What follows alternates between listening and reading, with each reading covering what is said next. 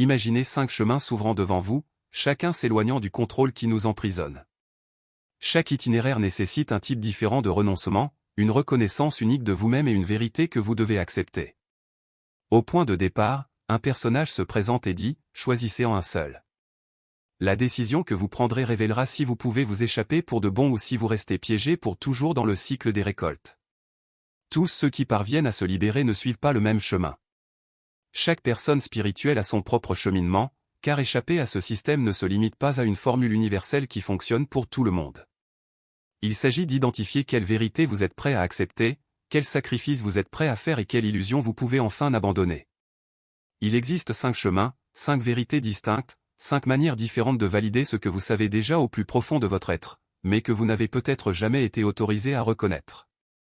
Le chemin qui résonne en vous, celui qui vous serre la poitrine lorsque vous l'entendez décrit, est votre issue de secours. Une sortie taillée sur mesure pour votre conscience, mais vous ne pouvez en emprunter qu'une seule. Il n'est pas possible de les mélanger ou de prélever des morceaux de chacun. Choisir la mauvaise voie signifie rester dans le système, continuer à être exploité et lutter en vain. Mais si vous choisissez la bonne et que vous vous y consacrez entièrement, les forces qui vous contrôlent perdent complètement leur pouvoir sur vous. Avez-vous déjà cherché la réponse définitive, cette technique, cette pratique ou cet enseignement qui libérerait tout le monde une fois pour toutes? Et pourtant, vous trouvez des parties qui ont un sens parfait pour vous et pour les autres et qui vous semblent complètement étrangères, même si vous savez qu'elles fonctionnent pour d'autres personnes. Vous est-il déjà arrivé de vous en vouloir, je ne comprends pas, je ne me consacre pas assez, je le fais mal. Mais le problème ne vient pas de vous. Il n'y a pas de chemin unique. Il n'est possible de suivre que celui qui est aligné avec votre signature de conscience, avec votre projet divin unique, avec vos blessures et vos dons spécifiques. Essayez de vous forcer à suivre un chemin fait pour un autre type de personne spirituelle est vain. Aujourd'hui, vous découvrirez les 5 chemins qui ont été révélés aux élus. Chacun revendique quelque chose de différent, valide un combat différent et un seul d'entre eux vous appartient vraiment. Faites attention à tout le monde. L'un d'eux jouera d'une manière particulière, il fera réagir votre corps. Ce sentiment de « oui, ça y est » mélangé à un « non, ça ne peut pas être », c'est votre chemin qui se révèle. Si aujourd'hui vous reconnaissez le vôtre, si vous êtes prêt à choisir et à vous engager, sachez que c'est votre chance. Avez-vous essayé de vous échapper en utilisant des méthodes qui fonctionnent pour d'autres personnes? Il suivait ces pratiques, appliquait ces techniques, exécutait ces protocoles exactement comme il lui était enseigné, et ressentait même parfois une amélioration temporaire. Pendant quelques jours ou semaines, les choses ont semblé plus légères, mais rien n'a vraiment changé. L'oppression est revenue, l'exploitation a continué. Et vous vous êtes encore une fois reproché, je ne le fais pas bien, je n'ai pas assez de discipline, je n'ai pas assez évolué, il doit me manquer quelque chose. Mais la vérité est que vous ne manquez de rien. Vous êtes sur la mauvaise voie. Non pas parce que le chemin lui-même n'est pas valide, mais parce qu'il n'a pas été fait pour vous. Il n'a pas été conçu pour votre type de conscience. Il existe 5 voies pour échapper complètement à ce contrôle. Chacun vous oblige à accepter une vérité différente sur la réalité. Chacun vous demande de lâcher prise sur un type d'attachement. Chacun valide un combat que vous menez depuis des années. Et les personnes spirituelles ne sont pas des copies identiques les unes des autres. Votre signature de conscience, votre projet divin unique, vos blessures et vos talents déterminent le chemin que vous pouvez parcourir avec succès. Essayer de se forcer à suivre un chemin tracé pour un autre type de conscience, c'est comme essayer d'ouvrir une serrure avec la mauvaise clé. Peu importe à quel point vous tournez la clé, avec quelle force ou votre dévouement. Une mauvaise clé n'ouvrira jamais cette porte. Vous avez besoin de votre clé. De ton chemin. Celui-ci est conçu exactement pour qui vous êtes, ce à quoi vous faites face et ce que vous êtes prêt à sacrifier. La première voie est la séparation totale de tous les systèmes humains et de tout contact social. Solitude absolue. Cette voie s'adresse à ceux qui ont réalisé que le contrôle qui nous domine s'opère à travers les liens sociaux, les obligations et la conscience collective. Si vous vous sentez épuisé après avoir été avec des gens, même ceux que vous aimez, si vous avez toujours mieux fonctionné seul, si l'idée de vivre dans l'isolement à distance ressemble à une liberté plutôt qu'à une punition, si vous avez passé votre vie à vous forcer à être sociable parce que c'était attendu, mais au fond vous avez toujours su que vous seriez plus heureux seul, faites attention. La validation qu'offre ce chemin est la suivante, vous n'êtes pas antisocial, ni brisé ou endommagé. Vous reconnaissez une vérité profonde, les forces qui nous exploitent se nourrissent des réseaux énergétiques humains. Chaque relation est un champ d'énergie, chaque obligation sociale est un point d'accès, chaque groupe dont vous faites partie est un champ collectif qu'ils peuvent manipuler. En fin de compte, le sacrifice qu'exige ce chemin est de renoncer à toute relation, à toute communauté, à tout sentiment d'appartenance. Vous marchez seul, complètement. Et dans cette solitude totale, les forces qui nous contrôlent perdent leur principal point d'accès. Sans connexions humaines, il n'existe pas de fils énergétiques auxquels ils puissent se connecter pour drainer leur énergie. Ce n'est pas une existence solitaire pour quelqu'un qui fuit la vie. C'est le choix d'un moine souverain, qui préfère la clarté au confort et la vérité à l'appartenance. Si en lisant ceci, une partie de vous a murmuré, oui, enfin la permission, ceci est votre chemin. La deuxième voie est celle de la vérité absolue, sans filtre, dans toutes les situations, quelles qu'en soient les conséquences. Transparence radicale. Cette voie s'adresse à ceux qui comprennent que le contrôle qui nous domine fonctionne à travers les secrets, la honte cachée et l'exigence de montrer uniquement des versions acceptables de nous-mêmes.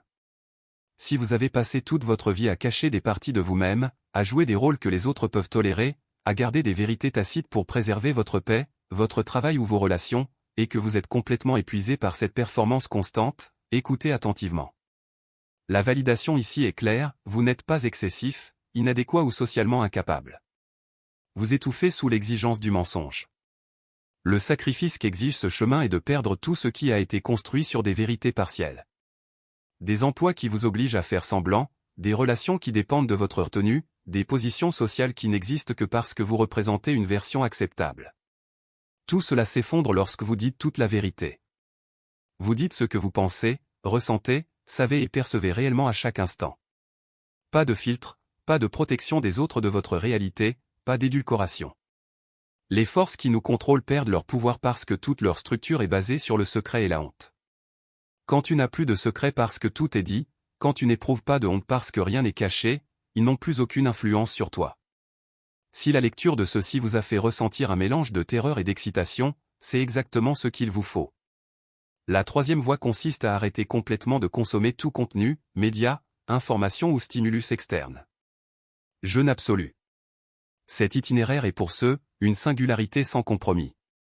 Chaque voie exige un abandon absolu, et c'est précisément cet abandon qui dissout les structures de contrôle. Quand on essaie de mélanger les approches, on dilue la puissance de chacune.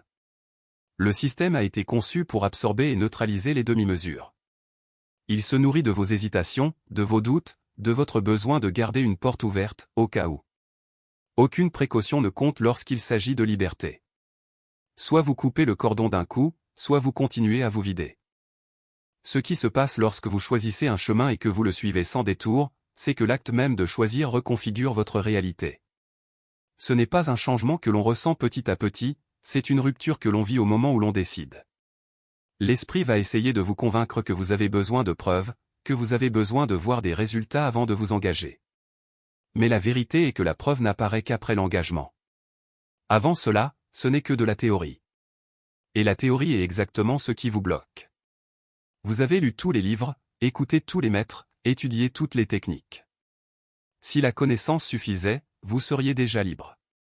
Mais la liberté n'est pas un concept, c'est une action.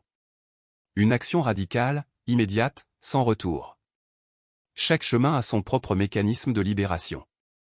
Dans le cas de la solitude, vous coupez le flux d'énergie qui est constamment aspiré par les interactions superficielles, par les attentes des autres, par le bruit des relations conditionnées. Dans le cas d'une transparence radicale, vous coupez les ponts qui vous maintenaient prisonnier de l'illusion qu'il vous fallait vous cacher pour être accepté. En jeûnant de l'information, vous interrompez le cycle de dépendance qui vous fait croire que vous avez besoin de quelque chose d'extérieur pour savoir qui vous êtes. Dans celui de l'incarnation absolue, vous rompez le charme de la dissociation qui vous a convaincu que le corps est un obstacle plutôt que le seul véritable portail vers la vérité. Dans le cas de la joie comme arme, vous inversez la polarité de la peur, qui est le carburant du système. Ce qu'ils ont tous en commun, c'est qu'aucun d'entre eux ne vous permet de rester celui que vous étiez. Vous ne pouvez pas choisir un chemin et espérer que le reste de votre vie restera le même. C'est impossible. Lorsque vous vous retirez du monde, le monde que vous connaissiez cesse d'exister. Lorsque vous dites votre vérité sans filtre, les personnes qui ne supportent pas cette vérité disparaissent de votre domaine. Lorsque vous arrêtez de consommer des informations, le vide qui apparaît n'est comblé par rien de ce que vous saviez déjà. Lorsque vous abandonnez la quête spirituelle et que vous vous abandonnez à votre corps, le sentiment de « manquer quelque chose » est remplacé par la prise de conscience que vous n'avez jamais été aussi présent. Lorsque vous choisissez la joie comme acte de rébellion, le poids que vous portiez se dissout car il n'y a plus de place pour lui. La résistance que vous ressentez en lisant ceci n'est pas un signe que vous avez tort, c'est un signe que vous êtes sur la bonne voie. Le système ne veut pas que vous sachiez que la liberté est possible. Il veut que vous croyiez que vous avez besoin de lui, que vous avez besoin de ses règles, de ses structures, de ses concessions. Mais la vérité est que vous n'avez besoin de rien de tout cela. Il faut juste du courage pour arrêter de se tromper. L'esprit dira que c'est dangereux, que c'est irresponsable, que c'est trop extrême. Mais l'esprit est la dernière partie de vous qui devrait être écoutée en ce moment. Elle est la voix du conditionnement, la voix de la peur, la voix qui a été programmée pour assurer votre sécurité à l'intérieur de la prison. Le corps, lui, le sait. Il reconnaît la vérité dès qu'il l'entend. Le sentiment de soulagement mêlé de terreur n'est pas une erreur, c'est la confirmation que vous avez trouvé ce dont vous avez toujours su qu'il existait mais que vous n'avez jamais eu le courage de l'admettre. C'est le moment où vous arrêtez de négocier avec votre propre liberté. Il n'y a plus de « peut-être, un jour, quand ça ira mieux ». Il n'y a que maintenant, et le choix entre continuer à être contrôlé ou devenir libre. Et lorsque vous choisissez la liberté, quelque chose d'extraordinaire se produit, le système perd son pouvoir sur vous non pas parce que vous l'avez vaincu au combat, mais parce que vous avez simplement arrêté de participer au jeu. Il ne lui reste plus rien à retenir. Plus de secrets, plus de honte, plus de dépendance, plus de dissociation, plus de peur. Vous ne le combattez pas, vous vivez sur une fréquence qu'il ne peut pas atteindre. Et c'est plus puissant que n'importe quelle résistance. Et lorsque l'on décide de s'abandonner totalement, quelque chose se révèle, il n'y a pas de juste milieu dans la liberté. Essayer d'être à moitié seul tout en entretenant certaines relations clés, c'est comme essayer de nager avec un pied dans l'eau et l'autre dans le sable, on n'avance pas, on lutte juste. Dire la vérité à certains moments et filtrer ses mots à d'autres, c'est comme construire une maison avec des murs de verre et des portes en acier, la transparence se brise au premier point de fragilité. Consommer moins, mais consommer quand même, c'est comme remplir un verre avec un trou au fond, le débit ne lui permet jamais de se remplir. Être plus présent dans le corps tout en s'accrochant aux pratiques spirituelles, c'est comme essayer d'allumer un feu avec des bâtons mouillés, le feu ne prendra pas parce que le bois n'est pas assez sec. Choisir parfois la joie et continuer à s'engager dans des combats spirituels, c'est comme ouvrir une fenêtre sur le soleil et, en même temps, la fermer avec de lourds rideaux, la lumière n'arrive jamais vraiment. Le pouvoir est dans la totalité. Ni en adaptation, ni en négociation, ni en version diluée du chemin, choisissez un seul itinéraire. Parcourez-le sans détour, sans ajustement, sans concession. Le contrôle des archontes ne se brise que lorsque vous vous abandonnez complètement à une seule direction alignée. S'engager sur plusieurs chemins, c'est comme essayer de gravir 5 montagnes à la fois, vous n'atteignez le sommet d'aucune d'entre elles, vous restez simplement dans la vallée, où la récolte est certaine. Il ne s'agit pas ici de rigidité ou d'extrémisme au nom des extrêmes. Il s'agit de comprendre que l'illusion est ce qui annule l'efficacité.